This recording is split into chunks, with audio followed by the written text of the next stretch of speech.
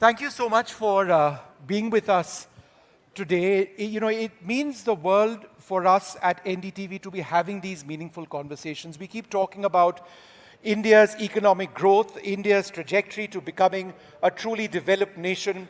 There are incredible challenges, but there are also tremendous opportunities. And when one speaks about infrastructure growth, the story as far as India is concerned is it's not even half written. There is so much more that we can expect, and we've got wonderful guests today. I'll just introduce them.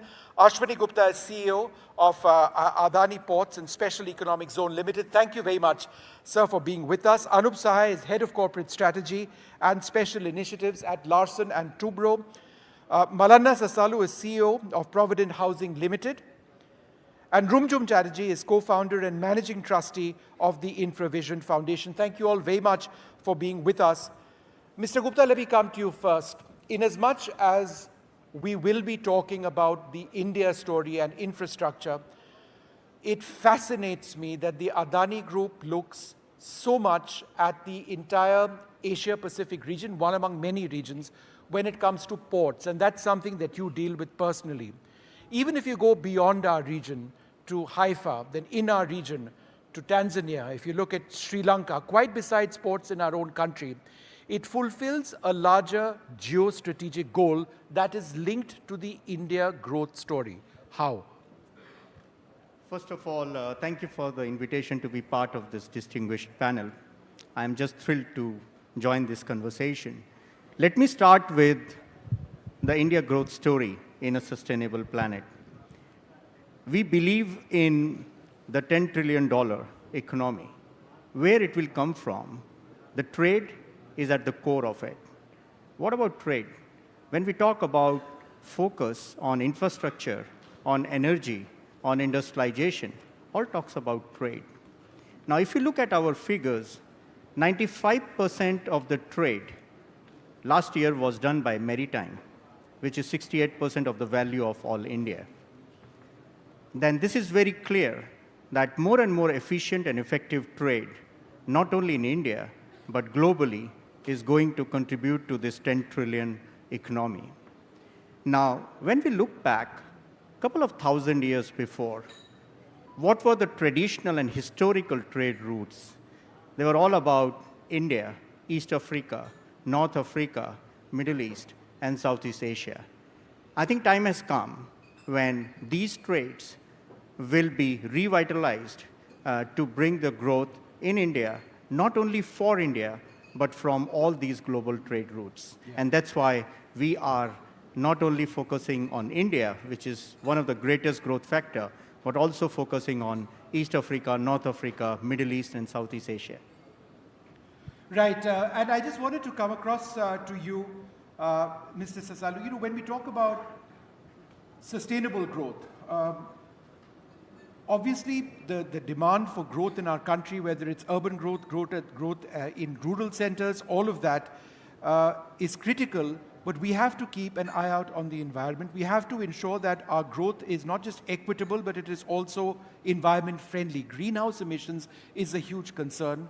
Going forward, how does inclusive growth need to include a concern for the environment? Thank you very much for this opportunity to be here and sharing my thoughts on this subject and with eminent panelists here. The first and foremost is we should simplify, because I believe that the sustainability word is overused and maybe less understood because we have not been able to simplify what it is. What it is that for the last 100 years, ever since we found out the steam engine that we started utilizing and the industrialization started, and we started burning coal and fossil fuels, and also the growth of economy started happening.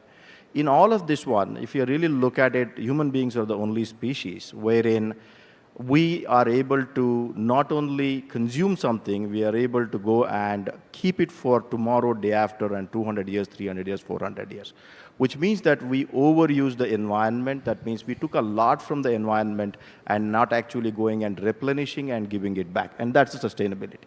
So that is where today the effects of that are massive, that we are talking about greenhouse gas emission, where a cover which has been created in the atmosphere with carbon dioxide and methane and many other sulfur and gases, such gases. And today that there is a heat wave and other things that what we are talking about. This is what has happened. With regards to your question regarding the sustainable growth and equitable growth, what we have, if I may use the word messed up, what we have messed up in the last 100 years cannot be reversed in 5 years or 6 years, because the economies in the world cannot sustain such kind of investments. Which means that even today, the most of the power comes from burning coal across the world. Today, we will not be able to go and say, we'll shut down all the coal industries because we want to be sustainable. So we are going to reverse it and we are going to go for renewable energy. And it's not possible because society cannot afford it. More equitable is when we are able to educate people and when the larger organizations which are there are going to be moving towards the sustainable initiatives and also taking the entire population along with that and making sure they understand their role in this massive transformation that the world needs is probably the way the world should be going ahead. It is often a cliche that when one looks at infrastructure, one looks at buildings and ports and airports and highways, etc. But, Rumjum, when we had a conversation, a chat before we started this program, you pointed out the need to speak about social infrastructure, because it's not just enough to have structures, it's important to focus on education, healthcare, water. Could you tell us about how this needs to be a key part of 2047? Yes.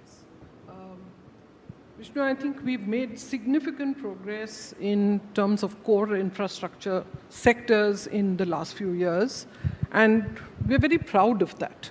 And that has come about because of large investments that have gone in, private sector has been involved, that has led to quality infrastructure at scale, and of course, world-class infrastructure. However, India is such a diverse and large country. There is a lot of effort that we now need to put into looking at how we can galvanize the social sectors as well, the social infra sectors, with those kind of initiatives that we have actually been successful for core. So can we look at PPP initiatives in the social structure as well? Take healthcare. Is that something that we can look at PPP making a difference to even district hospitals for that matter? So there are opportunities in the social sectors where we believe that we need to focus attention so that the developing country has got challenges that need to be addressed. I agree that today what we are seeing is that those local challenges are being addressed by local solutions as well. In fact, InfraShakti Awards is one such step in that direction. We need to celebrate that. But when we look at scaling up and sustaining that, then I think there are much more efforts that will be required. Yeah. Mr. Sahai, at one level, what we are talking about are concepts and ideas and, things which fulfill a certain need. But Larsen & Toubro has done a great deal of work when it comes to actually realizing inclusive infrastructure growth, sustainable infrastructure growth. Could you give us a few examples of how that has been the case? Yeah, Vishnu. Let me take up one of my favorite things to talk about, and it relates to also what you said about water. You touched upon it. If we talk of a resilient infrastructure, if we can get the local communities to have a say in it, and somebody was remarking about it can become sustainable if it is inclusive and if there is buy-in from all the stakeholders. So there is something I would like to talk about, which is what we do in the rural areas, in the farming community, which is we have taken up 9 sites across the country. And these are sort of water-stressed areas which have been deprived of water for long periods of time. Not completely arid. They do get rainfall, but very sparse. So we have identified these rural areas, each of them around, say, 3,500 to 4,000 hectares. And we have worked with the local communities over there. Each project or each site is something like 5 to 7 years of intervention. The first task is to see how we can improve the water resources and availability in these regions. And a number of measures are taken out with the involvement of the local people, the farmers over there, setting up councils and communities amongst them, so that they can carry on the work after we have left. So things like farm bunding, trench cutting at higher levels in the watershed area, which has an effect 2 to 3 kilometers downstream of that place in terms of raising the water level in the wells and the ponds. And activities like that which have helped raise the water level or the water table in the wells and in the ponds which the farmers access for their livelihood, for farming and cultivation. And they have seen the difference these things have made. And after we leave also, so they carry on the work. They understand the meaning now of what it means to maintain those trench cuts at elevated levels and to repair it as and when required. They understand the meaning of farm bunding in a cooperative way with the neighboring farmers, so that there is a system of access of water, egress of water, and release of water from one location to the other, from one farmer's land to the other farmers. They have seen productivity improvements of 2.5 to 3 times. I have spoken to farmers who earlier used to work on other people's large farmers' land holdings because they could not get enough out of their own 2-hectare plot. And now they say that after 3 years of this activity, that they can get more out of their own land, not only for their own needs, but also to sell in the market and get a surplus. So this is how lives have been transformed across 9 such locations over the last 7 or 8 years, and we are taking on more sites. So how to do this at scale can be a challenge, which is something that can be taken up. We are not the only corporates, I must say. There are other corporates also doing similar kinds of things. But certainly there is an opportunity and there is a need to scale it up at a much bigger level across the country. I'm not talking about all the work we do in terms of creating water resources in the large scale, because that is well known and it is often publicized. And there are numerous government programs which are on the forefront of that. One of them being the Jal Jeevan Mission, which is Har Ghar Nal Se Jal, which has done remarkable, I would say, in terms of reaching out to 80% of rural households. Now they have a tap connection. But I can come back to the water subject later on, because I think it is a very important element of resilient infrastructure. And I think we can be heading for a crisis if we don't address it. That's absolutely correct. And we will talk about water in a while. But Mr. Gupta, earlier we'd focused on the Asia-Pacific region in terms of ports, the Indian Ocean region. Let's talk about India itself, because the India story as far as ports is concerned is so critical for our economic growth. I was reading some numbers, and this is what the Minister of Shipping and Ports said. Our present capacity in millions of tons per annum is 2,600 MTPA. By 2047, the goal, I think, is 10,000 million tons per annum. So 2 questions over here. What is the climate strategy as India expands port capacity? And secondly, what are the economic implications of reaching that 10,000 MPTA mark? Yeah. I would say India growth story in a sustainable planet. We do believe in this 10,000 million metric ton per annum capacity as announced by Honorable Minister. Why? If you look at India GDP, we talk about 6 to 7%. Maybe it may go higher. But when we look at the trade growth, it could be much higher than the GDP. And if we do my mathematics, it comes to be 9 to 10% to reach that 10,000 million metric ton by 2047. So if we focus on GDP growth, if we focus on trade growth, that is going to happen, which is 10,000 million metric ton. And in line with that, we ourselves also preparing the capacities. For example, in next 5 years, we will double our sales to 1 billion. Now, what is also very important that we do the growth in a sustainable way. Sustainable way means what? And I think I fully appreciate what you said. Sometimes we overuse the sustainability word. In my language, sustainability is something that you should hand over this planet to your grandchildren as your grandfather did to your father. That's what is the definition of sustainability, despite of exponential growth, despite of capacity creation and so on. So what is most important in this sector is the end-to-end renewable energy. And as I'm speaking, 13% of our ports are driven by the renewable energy. And we are putting up the world's largest renewable energy park, 30 gigawatt in Kawara. Now, the second thing which comes is again about planet, is about how green our planet is. Again, we are aligning ourselves with the Indian government's ambition of net zero by 2070. We as Adani Ports have set our target to be net zero by 2040. Renewable energy, in case of planet, 48 million trees by 2030. But more important, the species which is mangrove, you would have seen when you are on the plane and you're looking at the beaches or the coastal line. In Asia, we are the pioneers in doing the mangrove development, and in India, we are the biggest. So which means air, water, land. Everywhere, if we have to create the activities which are going to protect the species and which are going to make a planet greener and cleaner so that we hand over the planet to our grandchildren with the growth which we are targeting, which is 10 trillion economy. That's fantastic if we can actually achieve it. But there's so much more to be done. I think that really is the challenge.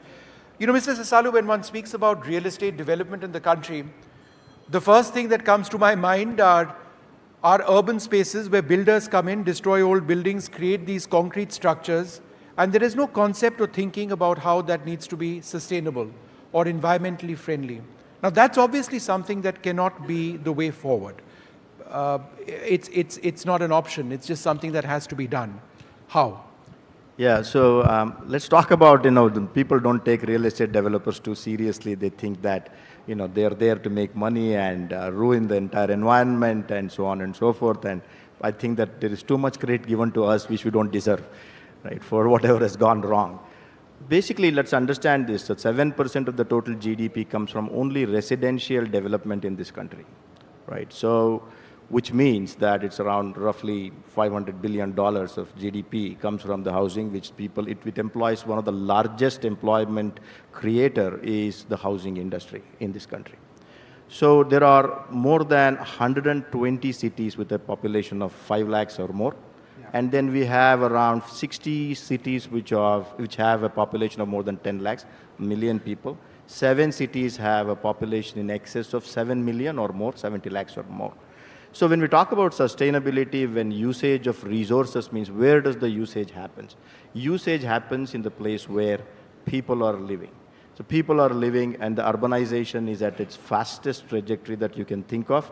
And the real estate development is probably one of the most important aspect of the society creation. Everybody needs a house. 2014, Honorable Prime Minister actually came up with the first housing policy, Housing for All, the sustainability initiative with regards to housing.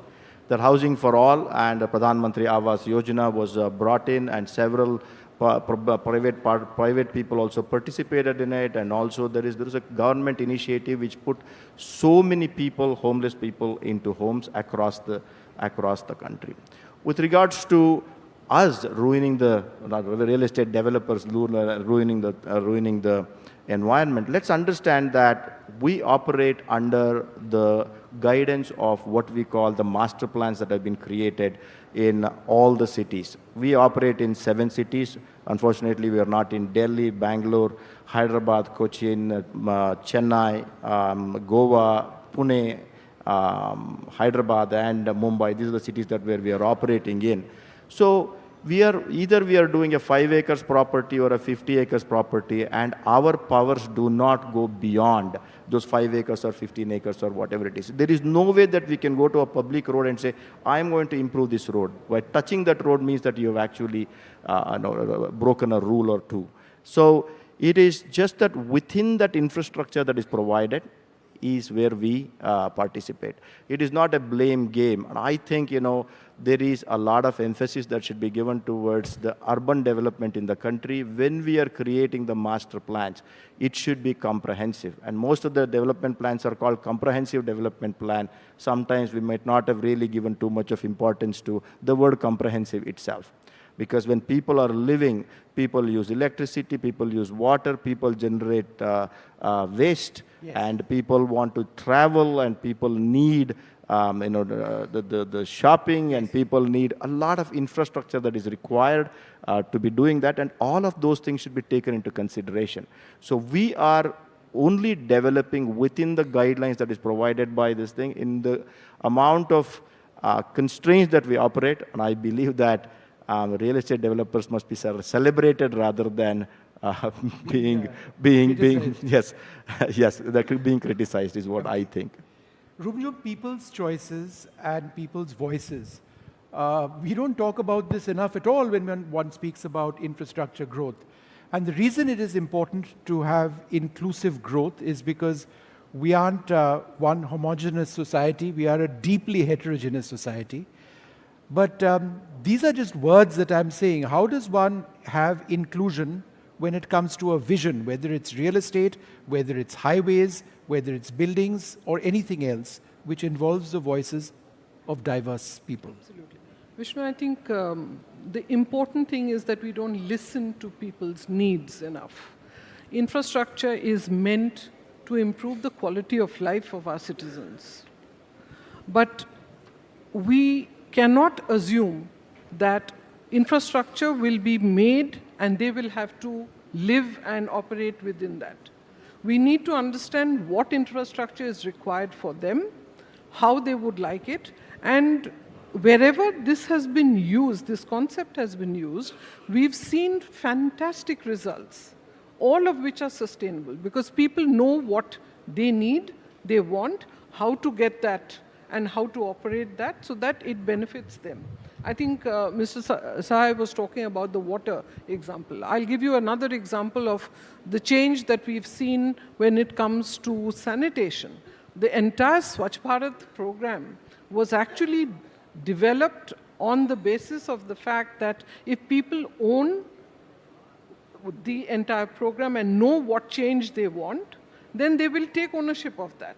They will ensure that they are actually going to be able to create assets or infrastructure that is going to benefit them, look after them, and therefore that is how we will move towards sustainability. Sure. So we need to do a lot more of that, whether it's urban areas on saying, why is it that a metro is made, but ridership is only 22%? It's because nobody asked them what the challenges are. So we need to listen to people a lot more. That last mile connectivity, there are huge challenges today, but nobody is offering them. Nobody is understanding the issues. So I think we all stakeholders need to sit together to address solutions that which are user-friendly at so many voices and represent views and needs. Correct. Mr. Sahai, how does Larsen & Toubro reduce your carbon footprint? So let me speak in the context of Larsen & Toubro as an EPC company with also parts of manufacturing. But the bulk of the revenue is from engineering, procurement, and the construction activities. And we are, at any point of time, or currently, we are at around more than 600 construction sites across the country. So the big challenge for us is how to reduce the carbon footprint from these construction sites. The bulk of the emission takes place on account of the diesel consumption that takes place in these sites. More often they are remote, they are of a temporary nature, between 3 to 5 years typically. They have open boundaries, so to say, and getting connectivity from the grid is not always easy. So a lot of diesel consumption takes place, so the challenge for us was how to reduce the diesel consumption from 70 to 80% of the total mix to less than 60%. And I think over the last 12 to 18 months, a lot of initiatives have been taken. One is to see, as far as possible, to convert DG sets operation into grid wherever the workmen colonies are there. Secondly, to go in for more energy efficient equipment. We have identified 20 to 25% of our equipment of 7,000 to 8,000 large-sized equipment, which various kinds of construction equipment, where we are replacing them with, they have been found to be old, more than 10 years old, and we are replacing them actively with the newer types of equipment. Then next is we have put IoTs and sensors on 14,000 pieces of equipment. They are tracked centrally in a command center, and they are tracked for both productivity and whether they are in operation or not, and whether what is the kind of fuel consumption taking place. So through optimization of such equipment across sites, improving their productivity, we have been able to reduce the diesel consumption per piece of equipment. And something simple as just setting targets for the various project teams at each site, that despite the increase in the activity, as a company we are growing, we are getting more orders, but we are saying that no, your diesel consumption has to come down. You will grow, but your diesel consumption has to come down. And that itself has had an effect. Our revenues and activities have grown by 15% in the last year, but diesel consumption has dropped by around 7%. So we see that as a significant effect of all these measures. 30 to 35% of our emissions is a scope 2, which comes from the grid consumption. And here we have some big challenges in terms of getting renewable energy through the grid from developers, because it's difficult to get them interested for a short period of 3 to 5 years when there is so much demand anyway in the country. They are looking for 10 years to 15 years, which we cannot provide. So it's a challenge we are trying to work out with some aggregators, if not developers, to see how we can make a start with sourcing some of the electricity through renewable energy sources. Sure. But these are the challenges of a EPC company operating in 600 odd sites at any point of time. One final question, Mr. Gupta, to you. This is something that fascinates me. You've seen ports evolve in India, not just the Adani ports, but ports across the country over a period of time. How has technology had, or how is technology having a direct impact on logistics? And when one talks about logistics, there are also constraints, because outside the ports, there is the entire highway network, there is the end user who has to gain from all of this, and there are problems and bottlenecks at every stage. So again, two parts. Is there a limit to logistics when we use that word in terms of your business? And how does technology work with logistics?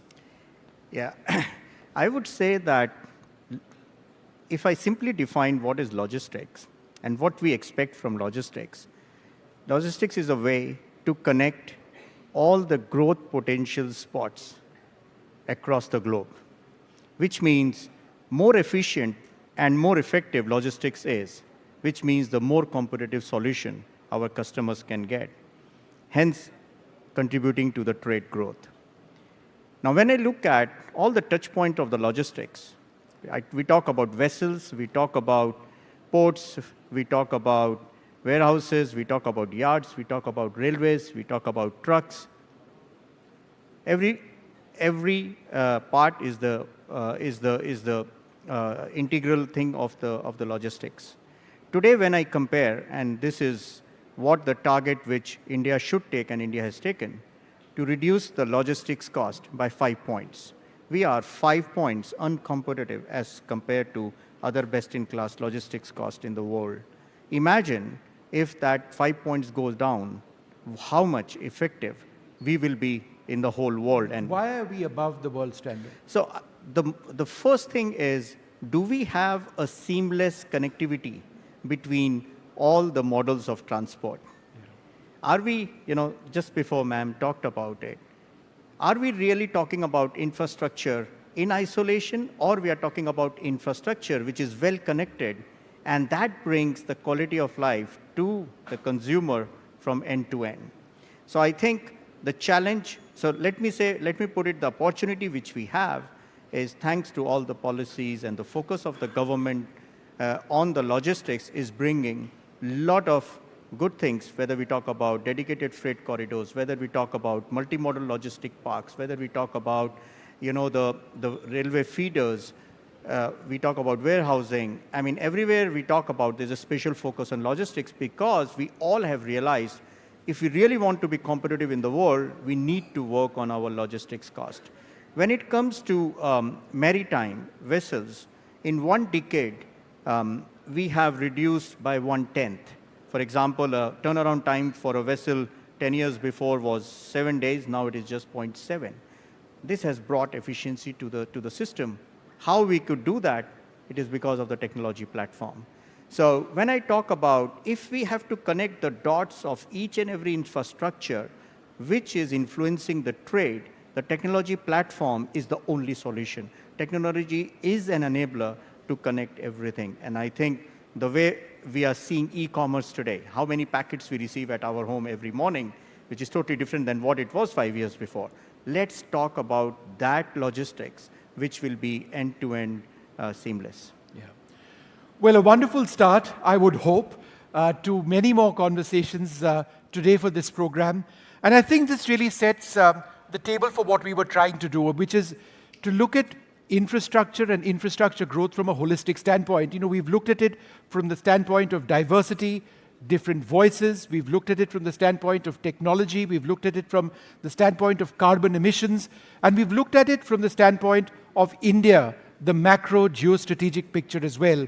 All of this comes together for our economic growth as we work towards the 2047 target.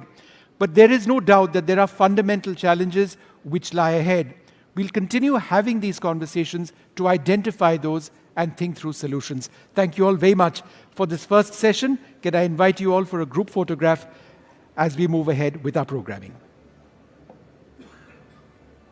Come, please.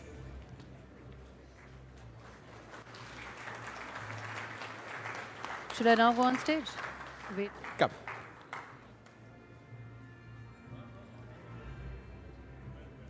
Thank you. Come, please. Thank you.